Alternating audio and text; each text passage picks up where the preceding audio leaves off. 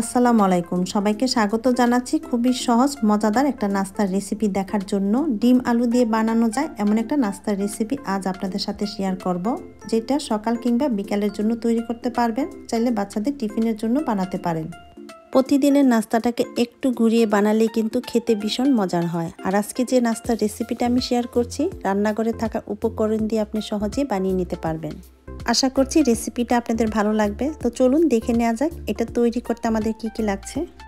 এর জন্য আমাদের লাগবে দুটো ডিম, একটি মিষ্টি আলু। আলুটাকে আমি পরিষ্কার করে ধুয়ে নিয়েছি। এখন এটাকে স্লাইস করে কেটে এই আলুটাকে আমি সিদ্ধ করে নিব।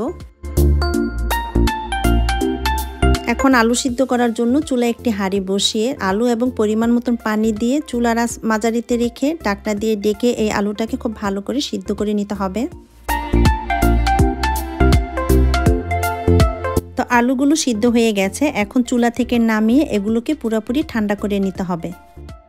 আলুগুলো ঠান্ডা করে সিলকা ছাড়িয়ে একটা মিক্সিং বলে নিয়ে নিচ্ছি। এবারে আলুগুলোকে খুব ভালো করে ম্যাশ করে নিতে হবে, যাতে আলুর মধ্যে কোনো গুটি গুটি ভাব না থাকে। আলুগুলোকে ভালো করে ম্যাশ করে নেওয়ার পর এর মধ্যে দিয়ে দিচ্ছি দুটো ডিম। ডিমগুলো দিয়ে নেওয়ার পর আলুর সাথে নেড়ে চেড়ে একটু মিক্স করে নিচ্ছি। তারপরে এর মধ্যে দিয়ে দিচ্ছি স্বাদ মতো কিছুটা লবণ, দিচ্ছি ভ্যানিলা এসেন্স। এটা অপশনাল, এটা না দিলেও কিন্তু ডিমের কোনো গন্ধ আসবে না। এখানে আমি অরেঞ্জ ফ্লেভারটা ব্যবহার করছি, আপনি আপনার পছন্দ মতো যে কোনো ফ্লেভারটা এখানে ব্যবহার করতে পারবেন। 2 টেবিল চামচ দিয়ে দিচ্ছি মধু। মিষ্টির পরিমাণটা আপনি এখানে কম বেশি করে দিয়ে নিতে পারবেন। আরও দিয়ে দিচ্ছি 1/3 কাপের মতন ফ্রেশ নারকেল কোরানো, তবে আপনি চাইলে প্যাকেটের ড্রাই নারকেলের গুঁড়ো এখানে ব্যবহার করতে পারবেন। এবার এই সব কিছুকে একসঙ্গে ভালো করে নেড়ে চেড়ে মিক্স করে নিতে হবে। সব কিছু একসাথে মিক্স করে নেওয়ার পর আপনি চাইলে এটাকে 10 থেকে 15 মিনিটের জন্য রেস্টে রাখতে পারেন। আমি আর এটাকে রেস্টে রাখছি না, সরাসরি চলে যাচ্ছি রান্নায়। চুলে একটা ফ্রাই প্যান বসিয়ে এর মধ্যে আমি সামান্য পরিমাণের ঘি দিয়ে নিয়েছি। ঘিয়ের পরিবর্তে আপনি এখানে রেগুলার রান্নার তেল অথবা বাটারও ব্যবহার করতে পারবেন, তবে ঘি দিলে ফ্লেভারটা ভালো আসে। আর ঘিটাকে প্যানের চারপাশে ব্রাশ দিয়ে এভাবে একটু ছড়িয়ে দিতে হবে।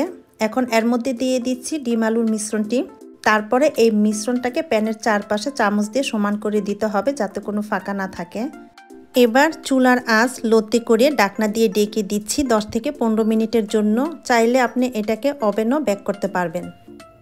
15 মিনিট পর আমি ঢাকনাটা খুলে নিচ্ছি। এটা প্রায় হয়ে গেছে। এখন আমি এটাকে উল্টিয়ে দিচ্ছি। অপর পাশের কালারটা কিন্তু খুব সুন্দর এসছে, দেখতে পাচ্ছেন। আবারও ঢাকনা দিয়ে ডেকে দিচ্ছি 5 মিনিটের জন্য। 5 মিনিট পর এটা একদম রেডি হয়ে যাবে পরিবেশনের জন্য। ঢাকনা দিয়ে লো আছে আরও 5 মিনিট রান্না করে নেওয়ার পর আমাদের নাস্তাটা একদম হয়ে গেছে।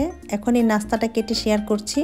উপরটা ক্রিস্পি আর ভিতরটা সফট, খেতে হয় দারুণ। ঝটপট খুব সহজ একটা নাস্তার রেসিপি আজকে শেয়ার করলাম। নাস্তার জন্য যারা এরকম সহজ রেসিপি খুঁজছেন, আশা করছি আজকের এই রেসিপিটা ভালো লাগবে। ভালো লাগলে চ্যানেলটি সাবস্ক্রাইব করবেন। সবাইকে অসংখ্য ধন্যবাদ জানিয়ে আজকের মতো এখানেই বিদায় নিচ্ছি। আল্লাহ হাফেজ।